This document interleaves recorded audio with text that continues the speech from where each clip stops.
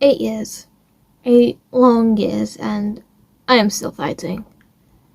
I don't know why I am or how, but somehow I am. I'm still fighting. I'm still here, aren't I? You probably don't know what I'm talking about. Some of you may, but I'm talking about my struggle with my eating disorder. And throughout this, there will be mentions of sexual assault and rape. I just want to warn you now. And if some of you have been in my life for a long time, been close with me, you may have noticed this. And I have never really talked about it all. And I know with eating disorder awareness week coming up, I want to talk about it because I don't think people really see this, or they have an unrealistic idea of what an eating disorder is, because it's not all skipping meals or binging and purging. It can be really hidden, and it can go unnoticed or prevented from being treated. So let me take you back to when I was 9. Yes, 9 years old. When I was 9, I was referred to a dietitian because there was concern about my weight at primary school. And I'm not gonna lie, it was a really negative experience for me. So one of the major things that I had to do was eat a lot. And now it's kind of hard when I was little because I still do, but my stomach is small, which means I will throw up if I eat too much, I feel really sick, and certain foods will make me puke. And one of the things they made me do was try all these different flavours of milk. And I hate milk, which is no surprise. It's been known for a while, if you've known me, that I will not drink milk. I'll drink milkshakes, but they have to be thick. And I can't drink milk on its own, even if it's like slightly flavoured. I don't like it at all. It makes me want to puke so badly. And the issue I have with the dietitian mainly is not only how forceful they were with the food, but also as soon as I was weighed a healthy weight, I was discharged. I was not given anything afterwards. They were like, okay, you're healthy weight, you can go. And that was it, really. And I feel like that may be the first time I was ever failed. When I was 9 years old. Which is kind of hard to think about, really. You'd let a 9-year-old, you diagnose a 9-year-old with an eating disorder, and as soon as they're healthy weight, you just let them go. No. It was mainly from ages 9, well, after being discharged, until, let's say, 14. It was kind of a hidden issue. I didn't really speak about it. I tried to keep it to myself when possible, and I tried to hide it. It was still an issue, but you couldn't tell. And one of the reasons you couldn't tell is because I didn't talk about it, which, just it, but And throughout that time period, I was still struggling. It doesn't matter how much you saw me eat, I would then not eat at all. I tried to hide this by, stuffing my face whenever I could in front of people, but whenever I was on my own, I'd feel sick. And sometimes when I was at home, I just refused to eat. I just did not want to, and I'd hate if I was given a cooked meal because I didn't want to eat it. And I remember when I was in, 11 or 12, I was referred to the doctors multiple times, mainly because they wanted to try and find out what's wrong with me, because I was getting sick a lot. I was having severe fatigue, and what they said was, oh, you have lack of vitamin C, and I think it was vitamin C or vitamin D, I can't remember, and like low iron. But throughout the entire experience with me, the doctors and stuff, they didn't want to weigh me. They didn't want to be like, okay, there's something wrong with her, let's get her weighed. I was never weighed. I always had bloods taken, and you can't see that from bloods, from my experience. So I don't get why the medical profession is so it's hard, because I want doctors to be able to help people, but if they're not gonna look at the signs, maybe, hey, let's just get her weighed and height taken down just for records and stuff, and then like, okay, she's underweight, let's see if there's anything we can do. That only happened when I was 9.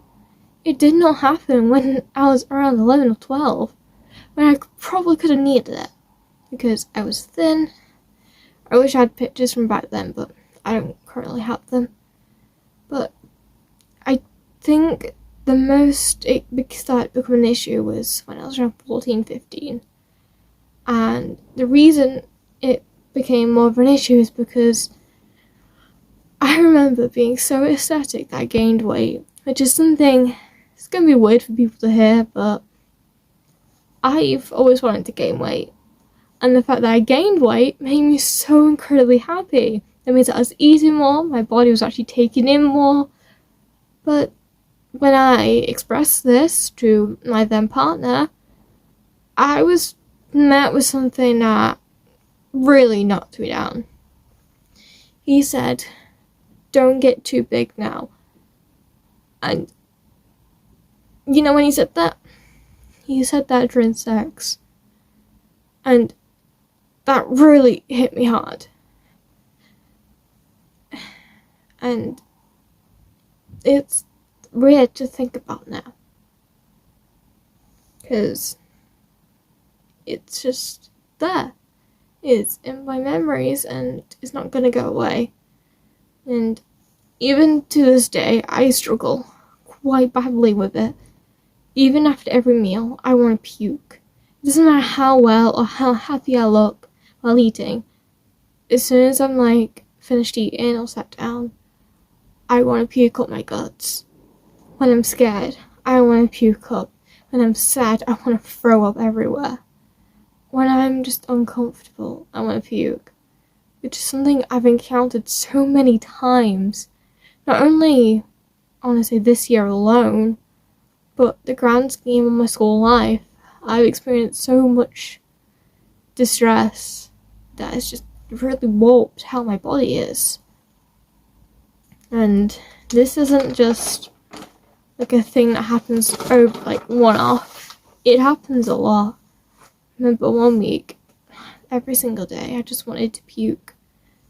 And I wasn't eating much that week because I just felt so unwell. And there's nothing I can do about it. I just did it.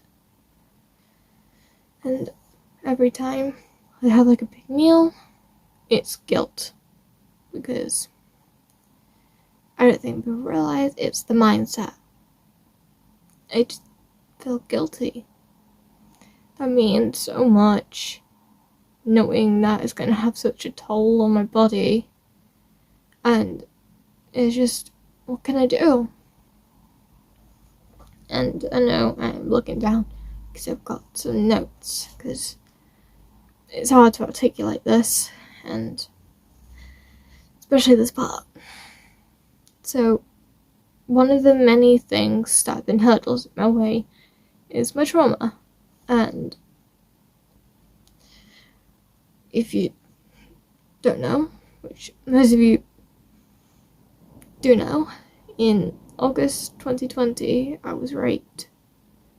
And it didn't click at the time, but when it did, it just hit me.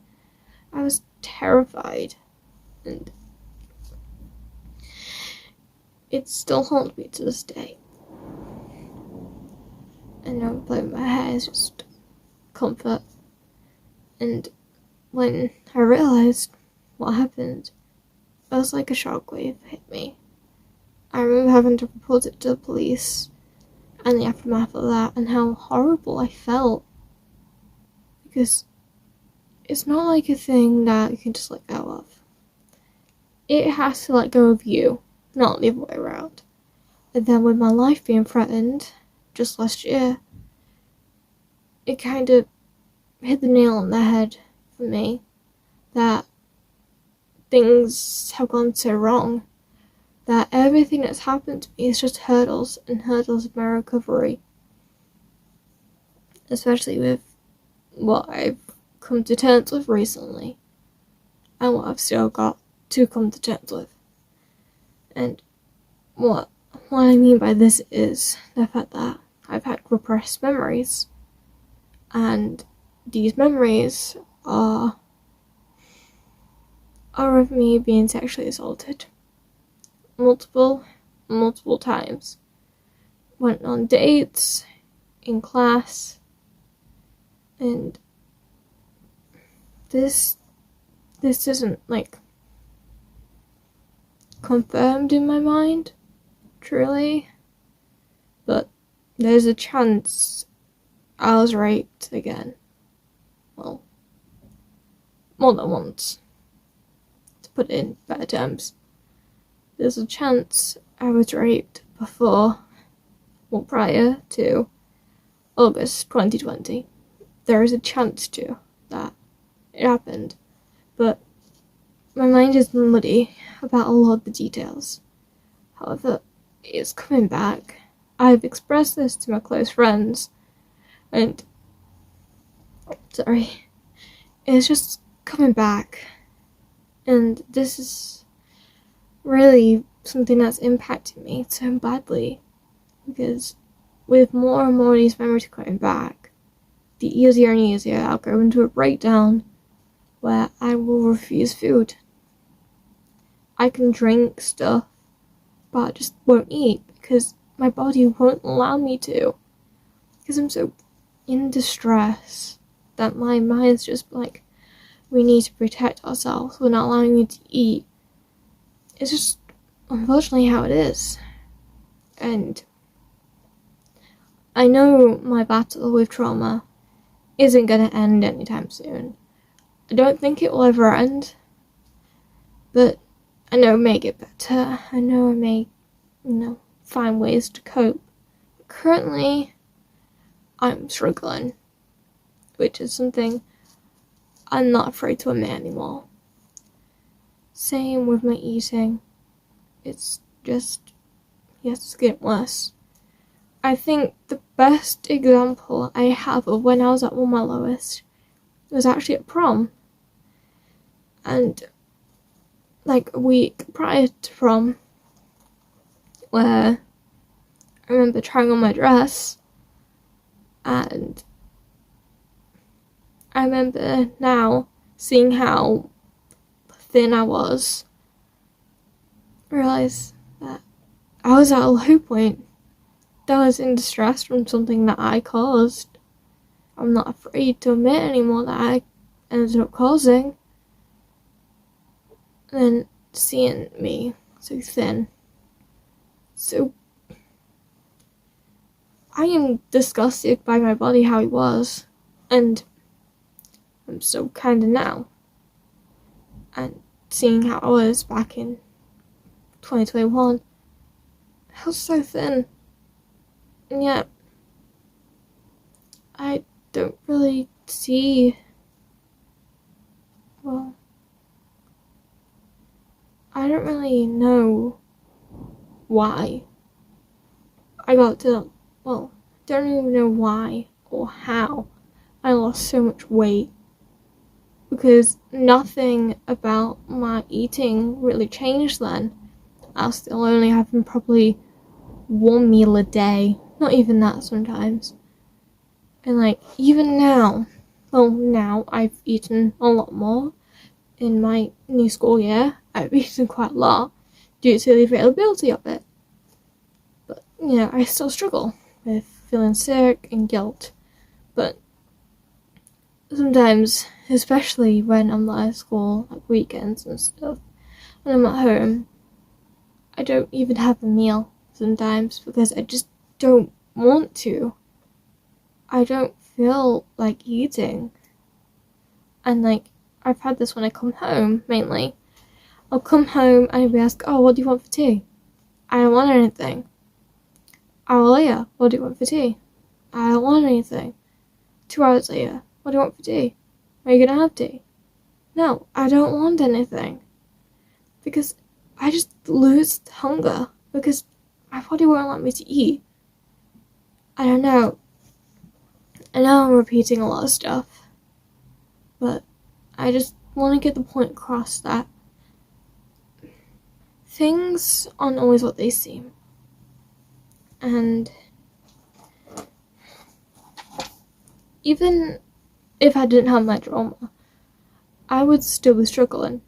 But because I have my trauma and the fact that I'm still remembering bits and pieces, even to this day, is that I don't know if my fight will ever be over with all of these things. I'm hoping that my battle with my eating disorder will finally end, that I can feel happy, that I don't have to binge and binge and binge on days and then purge and purge and purge. Because that has happened, I won't deny that. But I just want to go to a time where I'm happy with my body, that I'm happy with how I look, I'm happy with my weight, but currently I'm not. And one of my goals is to actually go up a dress size, which I know most people would hate, but I want to go up a dress size. I have trousers that are size 14 that I want to fit into, that I don't want to get rid of or get a small size because I want to fit in them. But if I don't battle and fight, I know I'm not going to. Which is probably one of the little goals, but yeah. I think that's all I have to say. I don't know if there's anything else I need to say, but if I do, I'll make a follow-up. But for now, I guess that's really it.